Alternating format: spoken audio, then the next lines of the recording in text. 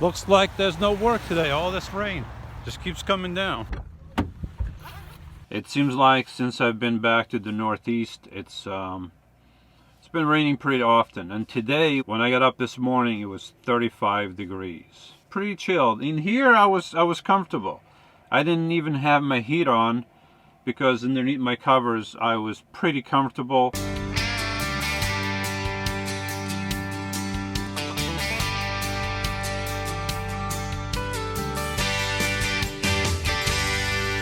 Unfortunately, I have to stay here. I can't leave. If I want to get paid for the day, I gotta sit here. But I got my home with me. It's not like I have to sit in the front of the van, just twirling my thumbs all day, or just on the phone. Last year, I changed my battery system. I had 250 amps of battery power. Each battery was 125 amps from Lifeline. I decided to get more power because in the summer my van is just sitting soaking up the sun, and I can't use that power because my batteries are full. My van is just sitting there and I can't utilize the power from the sun. I can't store any more energy. And then a lot of times in the evening, I want to be here and work on my computer, and I want to charge the computer, and 250 amps is not a lot of power because you don't have the whole 250 amps available to use.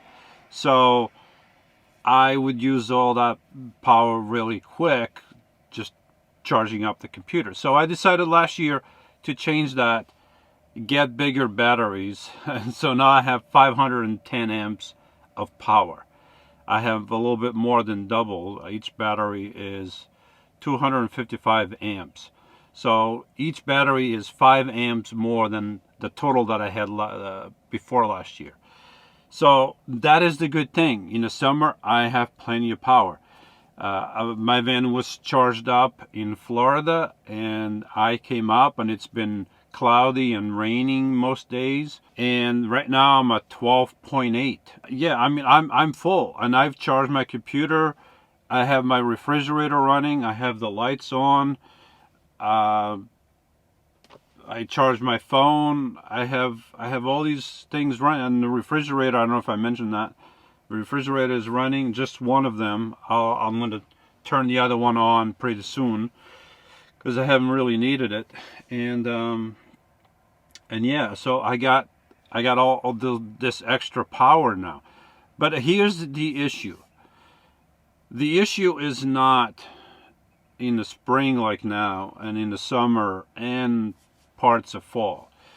The issue with having more amps than you have solar power. So watts. I haven't mentioned the watts yet. If you don't know, I have 325 watts of solar power. My solar panel, I have one, and that solar panel is 325 watts. So there's an issue there that I have, and the rule of thumb is, and don't quote me on that, and if you are doing your own solar thing, just research before you do it. Don't just take my word for it.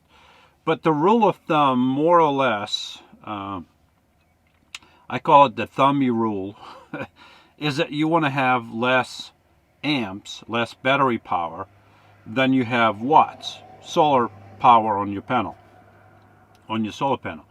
So before, I had 200 amps of battery power and 325 watts, so I had more watts than amps. That means that my solar panel is capable of charging my batteries relatively quickly. When I switched to 555 amps, now I have more amps than I have watts, quite a bit more. I have an issue in the winter when it's cloudy for days on end, and like I had that problem last year because it was towards the end of the year, towards the end of November, and it was beginning to be cloudy. And one day I needed to work on my computer, and I plugged it in, and I discharged the batteries a little bit more than I wanted to. Not a lot, but I still discharge them, I don't know, to 12.5, 12.4, something like that. But they never rebounded. And they never rebounded until I went to Florida, and then it took a few weeks there for it to rebound, to start charging up. Because now I have so much more amps, it takes a lot longer for my solar panel to charge these batteries when they go below a certain amount. So once I went below that certain amount and the weather didn't break, it was cloudy all the time, I just could not charge those batteries back up. No matter what I tried, it wouldn't do it. And it's not like I was using a lot of power. I was just using the refrigerator. I wasn't even charging my computer, but I just couldn't bring my batteries up. And then once I went to Florida, even when I got there, it was still cloudy for a week or two. So it took a while for these batteries to rebound. And I didn't have much on. I mean, I would have the fan on, and after a while, I turned off my refrigerator because I was eating at Lydia's house. So I didn't need much turned on in here, but that's the problem that I have.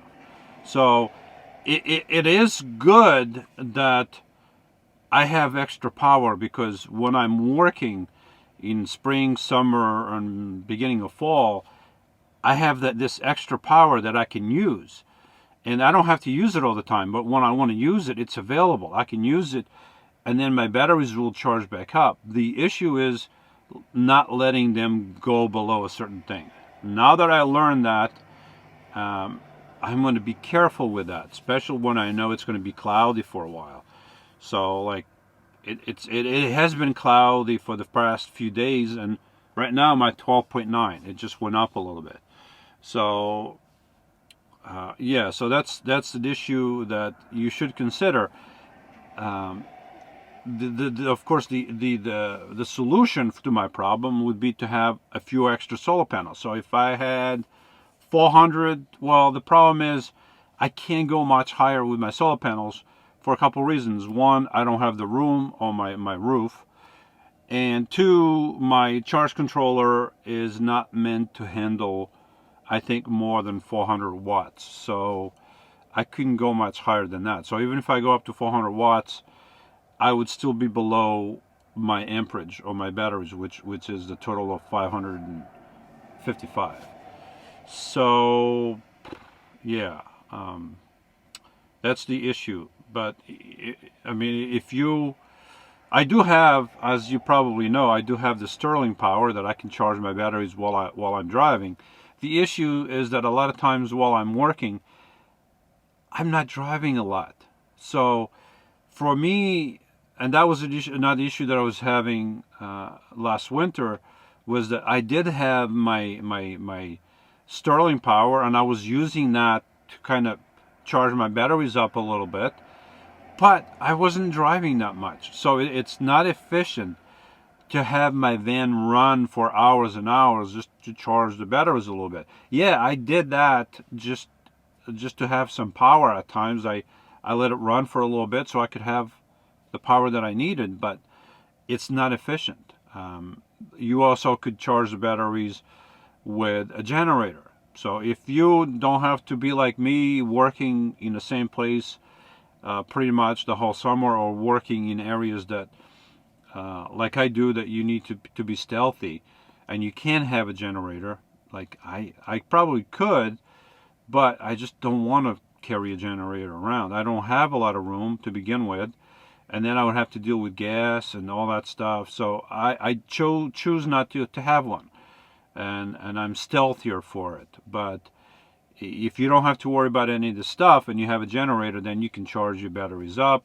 If you have something like the Sterling power that I have, that brings the power from the battery in a van to the back to charge your house batteries, then you can use that.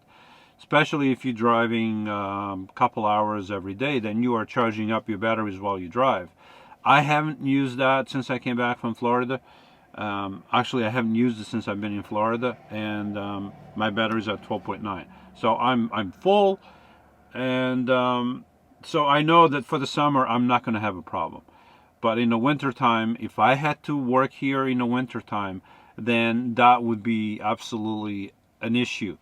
And if I had to be in the Northeast all winter, I would definitely, most likely, would have to consider getting a generator. A small Yamaha or Honda generator.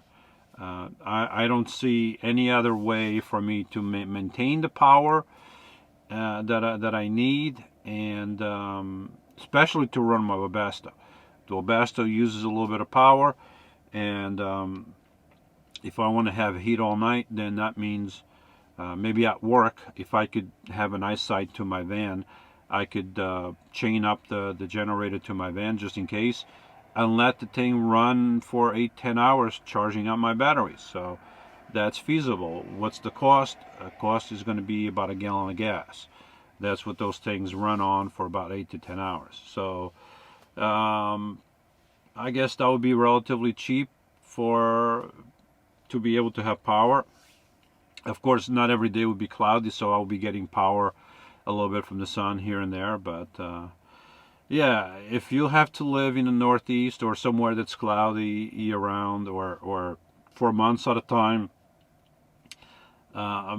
solar power is going to be hard, and especially if you have more battery power than solar watts coming in. So it's a choice that everybody needs to make. I make my choice based on what I'm doing. So I'm working full time. I need to be stealthy. I try to work things out so I'm not too visible, right? If I had a generator, I would have to have that on. People would notice, and I don't want that to happen. But you, Israel, my servant, Jacob, whom I have chosen, descendant of Abraham, my friend, you whom I have taken from the ends of the earth, and called from its remotest parts, and said to you, you are my servant. I have chosen you and not rejected you. Do not fear, for I am with you. Do not anxiously look about you, for I am your God. I will strengthen you, surely I will help you. Surely I will uphold you with my righteous right hand. Isaiah 41, 8, 10.